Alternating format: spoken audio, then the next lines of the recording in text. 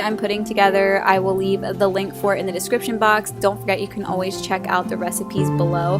But I'm making up a really kid-friendly granola, and this is also gluten-free friendly and could be dairy-free friendly. I'll tell you about that in a second, but it is not sugar-free. However, I just look at it this way, it's still so much healthier than sugary cereals, and if your kids really enjoy it, then you're getting a win in all areas. So basically, you want to combine all of the liquids in one bowl and the dry ingredients in another bowl, and the dry ingredients is just oatmeal and unsweetened coconut flakes, so it's a very soft granola, and it's not all full of nuts, which I know a lot of kids don't really like. And you could definitely make this dairy-free by using coconut oil instead of butter. That is the only dairy product in this. Or you could use a dairy-free butter if you want to still get that butter flavoring. After you mix the wet and dry ingredients together, you just spread it out on some cookie sheets and you put it in the oven. The other thing that's very nice about this recipe is you don't really have to do a lot of stirring. I did stop at one point and stir it a little bit, but you could really just leave it in the oven the entire time that it's getting crunchy.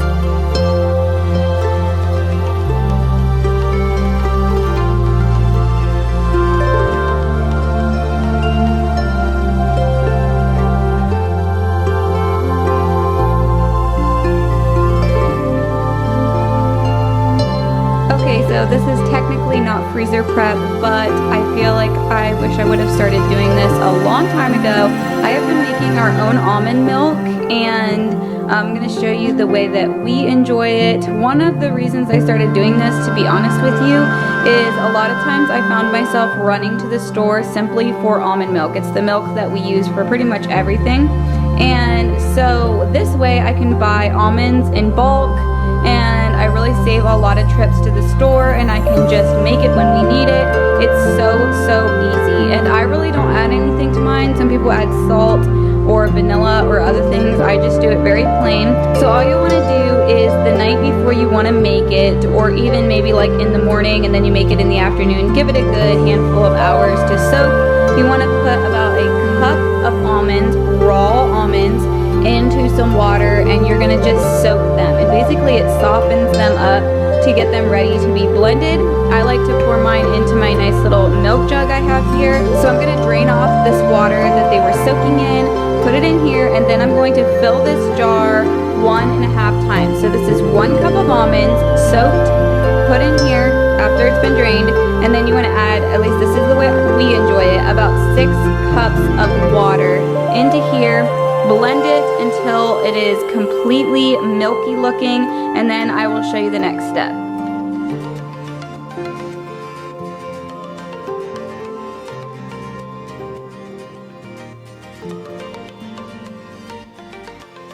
If your blender is not a high-powered blender, I just suggest making this in a smaller batch and just blending it for a little bit longer, and you will still get some great almond milk. Alright, now that we are all blended up, and this is a high-speed blender, it's like an off-brand of a Vitamix. I love it. If it's still in stock, I will link it below. It was a lot cheaper when I bought it than a Vitamix.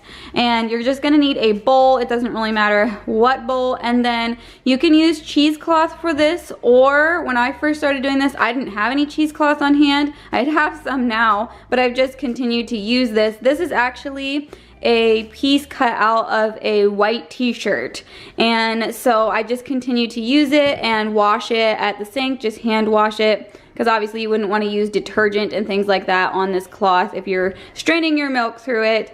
So you just need to lay it in here and then pour your almondy mixture into here. You're gonna gather it up together and wring out, and you will see all of the almond milk come out through the bottom. And it's that easy. By the way, if you are a coffee drinker and you like to froth your milk, this homemade almond milk froths so much better than store-bought almond milk, and the taste in coffee is just unbeatable. Also, I do save the pulp, as you're gonna see me putting it into a freezer bag. Once I have a freezer bag full, I will be dumping this into my dehydrator and making up almond flour with it, so none of it goes to waste.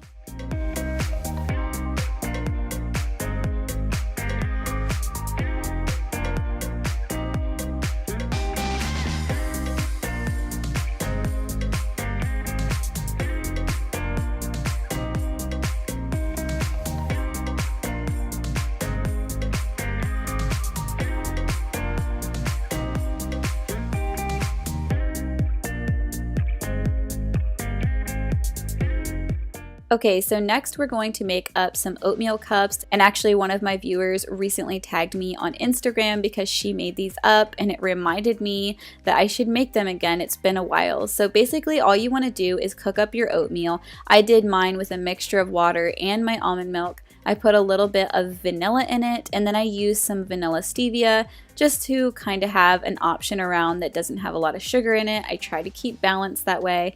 I also added some butter, and you just want to cook up your oats like normal. I do use rolled oats just because they're a little bit more healthy for you. And then next I went ahead and stirred my granola, and then I went to put together my smoothie packs. I'm gonna be honest with you, my coconut cubes were not 100% frozen, but I still pulled them out anyways because I wanted to get this done, and it doesn't really matter because in the end they're all going to go into the blender.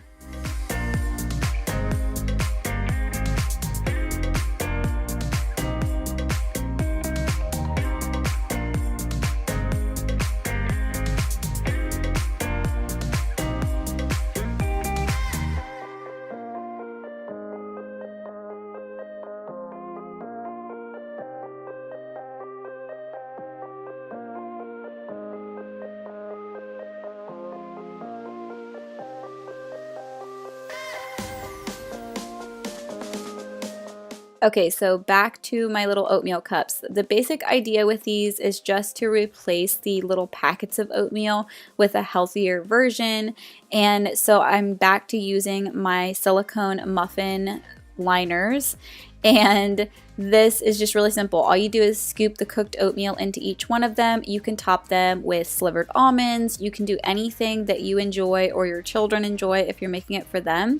And you pop them into the freezer. And then when they come out of the freezer, all you have to do is peel them out of the silicone liner, put them into a large Ziploc bag, and then when somebody wants oatmeal, you just take out that portion size and you can heat it up really quickly. At this point, my oatmeal was done and pretty cooled, so I went ahead and put one pan into one of my cereal containers for in the pantry, and then the other pan I put into a freezer bag and threw it into the freezer.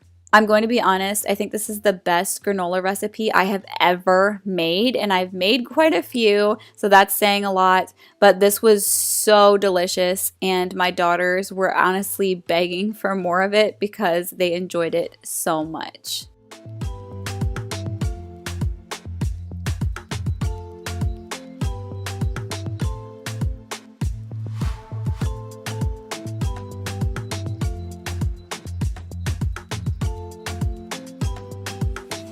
Alright, so like every week, I am moving on to my long-term food storage segment of the video, and I am actually going to jar up some maple syrup. I know in the granola today I used a cup of maple syrup. That is very, very, very unusual for me to use that much maple syrup at one time.